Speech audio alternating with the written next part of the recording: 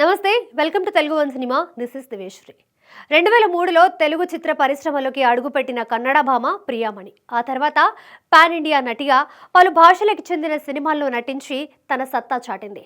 షారుఖ్ ఖాన్ హీరోగా వచ్చిన చెన్నై ఎక్స్ప్రెస్లో చేసిన స్పెషల్ సాంగ్తో అయితే ఇండియన్ సినీ పరిశ్రమ తన వైపు చూసేలా చేసుకుంది. ప్రస్తుతం క్యారెక్టర్ ఆర్టిస్ట్గాను తన సత్తా చాటుతూ జవాన్, ఆర్టికల్ 370, మైదాన్ వంటి సినిమాలు చేస్తూ ఫుల్ బిజీగా ఉంది.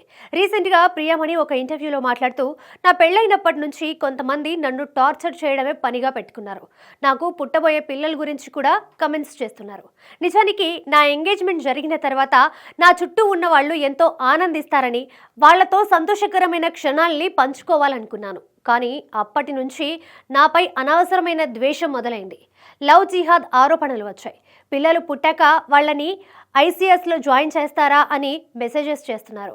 నేను మీడియా పర్సన్ని కాబట్టి ఇలాంటి మాటల్ని పట్టించుకోను. కానీ నా భర్త గురించి ఏం తెలుసని అలా మాట్లాడుతున్నారో అర్థం కాదు.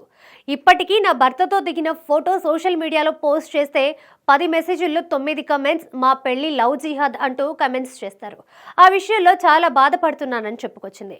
ప్రియామణి హస్బెండ్ పేరు ముస్తఫారాజ్. 2017లో ఆ ఇద్దరు ప్రేమ వివాహం చేసుకున్నారు.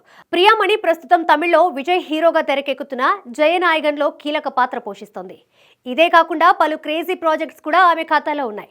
ఫిబ్రవరి 20న ఆఫీసర్ ఆన్ డ్యూటీ అనే మలయాళ సినిమా ద్వారా ప్రేక్షకుల ముందుకు వచ్చింది.